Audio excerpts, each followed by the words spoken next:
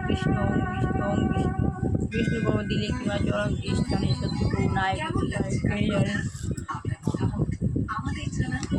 আমি আস্থা শান্ত সন্তুষ্ট দুর্গের মধ্যে অবস্থিত সত্যি যুগে উঠেছিলাম তাই বানাচ্ছে তারপরে নিচে নেমে পরিতে ডিস্টার্ব হয়ে যাচ্ছে সঙ্গে বুঝে সৃষ্টি কর্ম করবার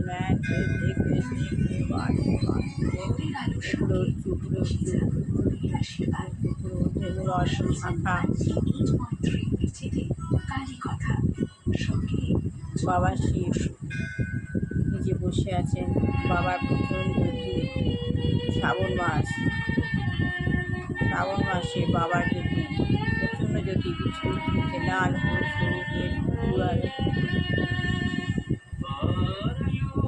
বাবার প্রচন্ড পাওয়ার সুপ্রিম পাওয়ার শক্তির ভান্ডার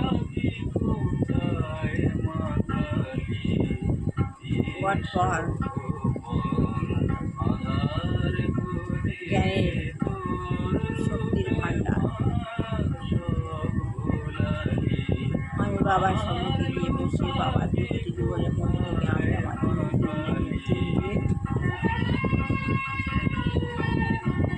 বাবার বাবা নিয়ে নিচ্ছি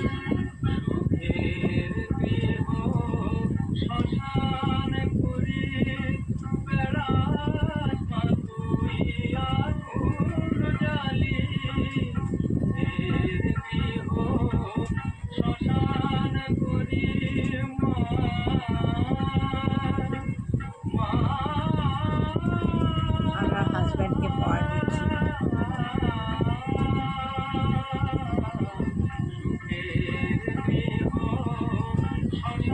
ছেলেকে পাওয়ার দিচ্ছি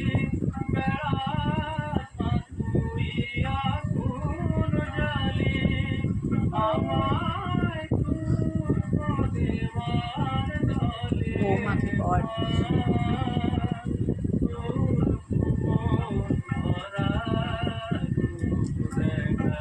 বিশ্বগ্রহের উপর পাওয়ার দিচ্ছি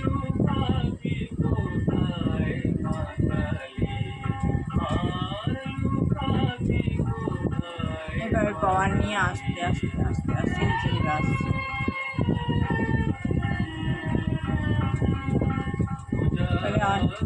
পাওয়ার করে নিলাম সবাইকে দিলাম পাওয়ার বিশ্বগ্রহের পাওয়ার ওয়ার্ল্ডের বিশ্বগ্রহের পাওয়ার পেলাম এইভাবে ভগবানের পাওয়ার নিতে হয় নিচে নেমে আসলাম শিব গুরু শিব গুরু শিব আপনারা এবার আমার সঙ্গে ভগবানের নাম গান করে শ্রী গুরুদেব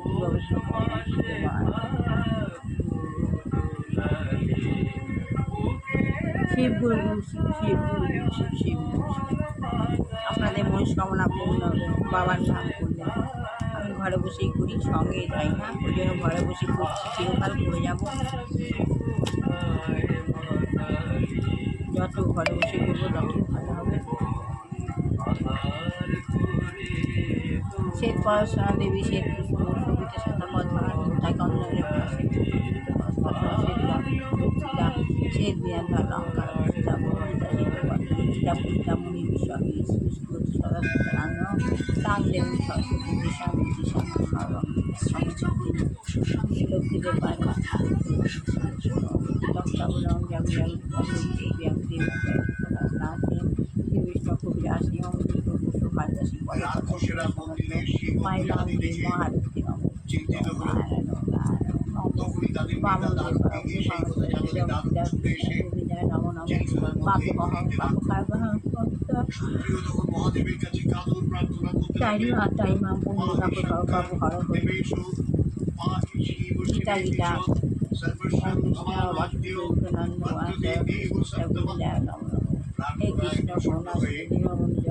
হে কৃষ্ণ করুণা দীনবন্ধু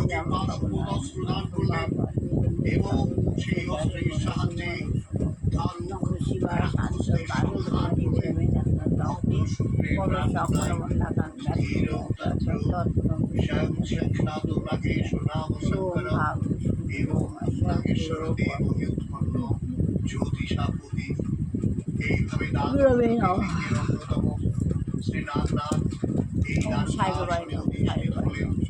এইসব কথা বলে ওই তরুণ পূজারী ওম রক্তম প্রিয়ম শেষি জগত মোদি আপনি পদ্ম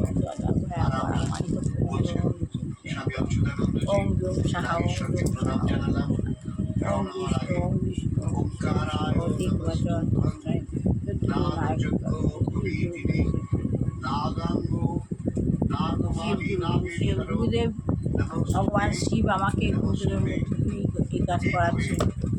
শিবকে প্রণাম জানিয়ে শিবকে আমাদের গাড়ি এবার রওনা দিল ২৬ মাইল দূরের মুখামন্দির। আত্মীয় নামে পন্থা সেখান থেকে সমুদ্র পথে মাত্র ৫ মাইল গেলেই বেদ দ্বারকা। আসবো সেসব কোথায়। আজ এই পর্যন্ত জ্যোতির্লিঙ্গ শ্রী নাগেশ্বরের আশীর্বাদী হাত আমরা মাথায় করুন। ভালো থাকুন, আনন্দে থাকুন, সবই মঙ্গল কামনা। তাই যেন হয়, তাই যেন হয়, তাই যেন হয়। আমার ছেলে বৌমার ভালো হোক, সর্বগুরু মঙ্গল ঠাকুর আমার বৌমা গুরুদেব ঠাকুর আমার বৌমাকে আমার কাছে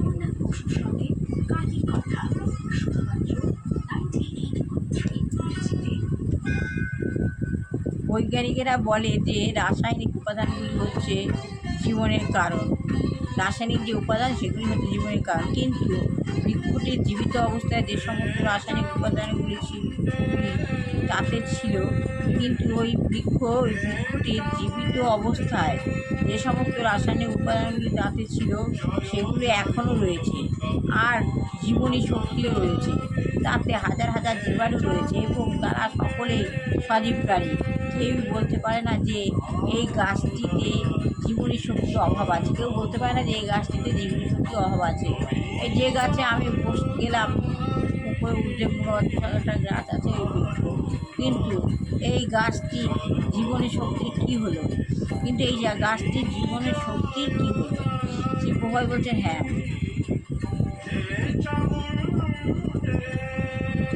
হ্যাঁ সেটাই হচ্ছে পার্থক্য। সেই জীবনী শক্তি হচ্ছে স্বতন্ত্র সত্তা, ওই জীবনী শক্তি হচ্ছে স্বতন্ত্র সত্তা। সেই বিশেষ স্বতন্ত্র সত্তাটি যে সেই গাছটির শরীর ধারণ করেছিল সে চলে গেছে, সেই হচ্ছে গাছটির মৃত্যুর কারণ। সে চলে গেছে, সে হচ্ছে গাছটির মৃত্যুর কারণ। তাই যদিও জীবন ধারণ করার সব কটি রাসায়নিক উপাদান এখনও সেখানে রয়েছে, তবুও গাছটি মরে গেছে। জীবন ধারণ করার সব কটি রাসায়নিক উপাদান রয়েছে এখনও, কিন্তু গাছটি মরে গেছে। এই সম্পর্কে আরেকটি উদাহরণ দেওয়া যায়। যেমন ধরুন, আমি একটি বাড়িতে কিছুদিন থাকার পর সেটা ছেড়ে চলে গেলাম, আমি চলে গেলাম, কিন্তু অন্য অনেক জীব সেখানে এখনও থেকে আছে, পিঁপড়ে, আরশোলা ইত্যাদি। সুতরাং কেউ যদি বলে যে যেহেতু আমি সেই বাড়িটি থেকে চলে গেলাম সেখানে আর কোনো প্রাণী থাকবে না, সেটি ঠিক নয়। গাছটির রাসায়নিক উপাদানগুলি হচ্ছে সেই বাড়িটির মতো, তা হচ্ছে জড়জগতের কার্যে লিপ্ত হওয়ার জন্য আত্মার ব্যক্তিগত সত্তার পরিমাণ, পারিপার্শ্বিক অবস্থা বা দেহ। সুতরাং বৈজ্ঞানিকেরা কখনোই রাসায়নিক প্রক্রিয়ার দ্বারা জীবন সৃষ্টি করতে পারে না। বৈজ্ঞানিকরা কখনো রাসায়নিক প্রক্রিয়ার দ্বারা জীবন সৃষ্টি করতে পারে না। আর একটুখানি বললাম, ভালো লাগে লাইক, শেয়ার, কমেন্ট অবশ্যই করবেন। সবার ভালো হোক, কল্যাণ হোক, মঙ্গল হোক, বাচ্চা মানুষের মতো মানুষ হোক, ছেলে মেয়েগুলো হোক, চাকরি হোক, যে গিয়ে দুরাচারী কিনে রয়েছেন আমাদের পরিবেশকে খারাপ করছে, আমাদের এখানে থাকে তাকে চেতনা দিক না হয় সরিয়ে নিক, আমাদের পরিবেশকে এরা খারাপ করছে, খারাপ করছে। যা দেখবে কোনো বস্তু, কোনো পিতা মাতা, কোনো মানুষ, কারো ভাই, কারো বোন, কারো ছোট্ট বেবি, কারো পিতা, কারো মাতা যে রোগগ্রস্ত হয়ে রয়েছে, যে কোনো রোগগ্রস্ত থেকে তাদের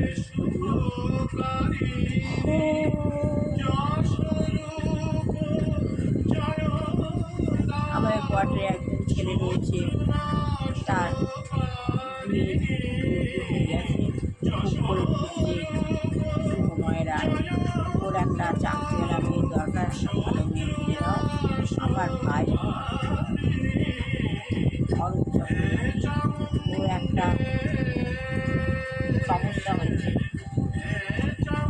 ওর একটা ভালো মেয়ে খুঁজে দাও। আমার ছেলে মাকে ভালোবাসে বললাম যেমন গরম খারাপ এই বলে আর শেষ করলাম। হরে কৃষ্ণ হরে কৃষ্ণ কৃষ্ণ কৃষ্ণ হরে হরে হরে রাম রাম রাম হরে হরে কৃষ্ণ হরে কৃষ্ণ কৃষ্ণ কৃষ্ণ হরে হরে রাম রাম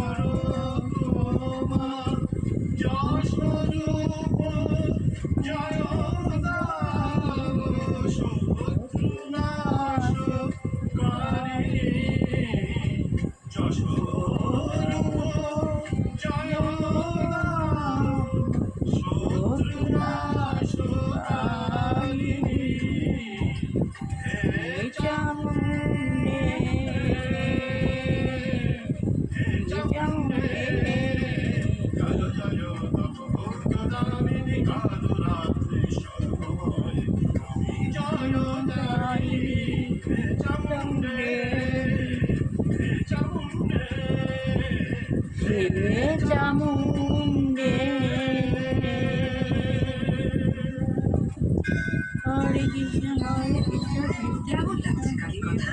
আপনার মতামত আমাদের জানান হোয়াটসঅ্যাপ করে 7890983983 নম্বরে। আসুন দেখানো কালী কথা 983983